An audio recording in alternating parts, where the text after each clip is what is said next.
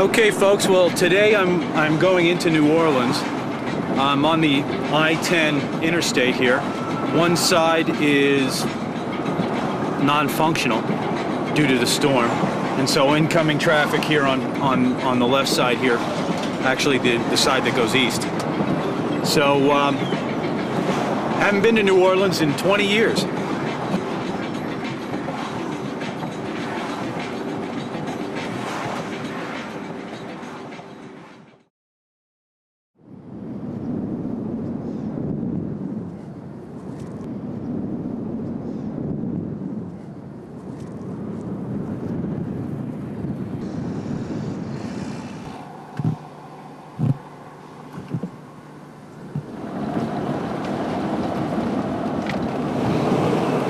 Nobody here.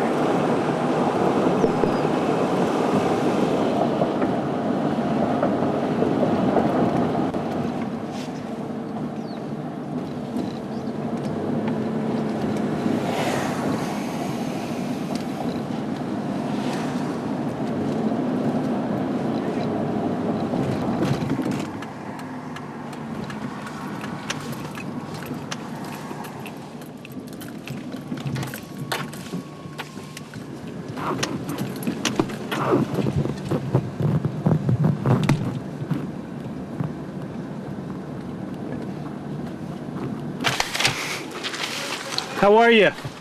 I'm doing a little TV about the area. No. No speak English? No. Well, you are currently in New Orleans East, wide of Morrison. Yep. Apparently, a lot of the houses were devastated by the hurricane, and we're basically trying to get rid of the debris and construction debris, trying to clear so that the residents will come back and work on their houses. So are any residents here at all right now? We saw a few of them yesterday, and Where are most of the people that were living here? I believe they have evacuated to Just different places? Yes, they have evacuated. The most affected area was the lower ninth ward. There was a lot of... Where is that? Can you show me where that is on this map? Let's see here. Where are you from? I'm originally from Haiti. Oh, nice. But I've been living in New Orleans for the last 10 Are years you have a of my life. job? Is this your job? You Well, working? I used to be a French teacher. Oh, Coming back, really? they shut down my district. I used to work for Orleans Parish school system. Oh, did you really? Yes, and they're not in operation at No, this they're point, not. and I have to work. So Is this a job? Who's hired you? By ENG, Event Environmental Geosciences. Okay. And I'm basically an inspector here, making sure that they don't put any electrical items in the pile, any chemical items. So Oh, I see. Before they take everything out, that's huh? correct. That's yes. your job. Yes. Okay. Maybe you could show me where the ninth ward is. Let's see where we are. I think we're over here, aren't we? We just passed Reed Road. That's why you're So I'm there. right along the levee. Sir. I'm trying to find the lower ninth ward on the map here. You have a better map? Yeah, way better. Oh, thanks a lot. Sorry. No, that's cool. So what was what brought you here from Haiti? Well, my mother has been living here for over 20 years, and of course it's a tradition. The parents will come and work and bring the children, have them go to school here. Yeah. So yes, I came here because of my mother, and I went to school here, went to college here. Oh, nice. I want Nice. to get out your truck. Okay. Bring the map, too. Really, problems after problems? Problem after problems after problems, man. What are the problems?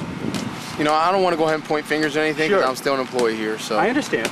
But generally, what would the problem be? You don't have to point fingers at someone. unorganization. There's no one person who I have to go to and receive instruction from. There's 9 to 10 different people who are coming out daily and giving us instructions, and then someone else comes and gives us this instruction and then another instruction, and there's too many chiefs and not enough Indians. The initial wave came in this way. This is where all the chemical factories were. Yeah. And then it came back and rebounded. The break in the levee were here and here. And the break in the levee was up in this area. So the water came and took out the 9th ward and came back, and then it flooded in and came back up this way. That's why there was stuffed a lot of water downtown. This area up here, the water level was maybe 8 to 10 feet above the roofs. Yeah. This is on the north side of 10 and 90. Right. And this is where some of the houses were just completely moved from their foundation in the lower 9th ward. You can go down there, it's really, really bad down there. Yeah, that's where I'm going. You You know, there is a lot of Americans working here, and there's a lot of locals working here, and there's other people from Miami, there's people from Atlanta, there's people from Texas. You know, there's people from all over the country that are coming here to work. But they're saying this place may become, you know, Hispanic, with so many Hispanic people coming out. There is a lot of Hispanics coming out here. You can go downtown and you can see that. But you know, well, it's an opportunity. Yeah, it is an opportunity, and you know, I'm having a problem with myself of keeping employees. You know, a lot of guys come. Why?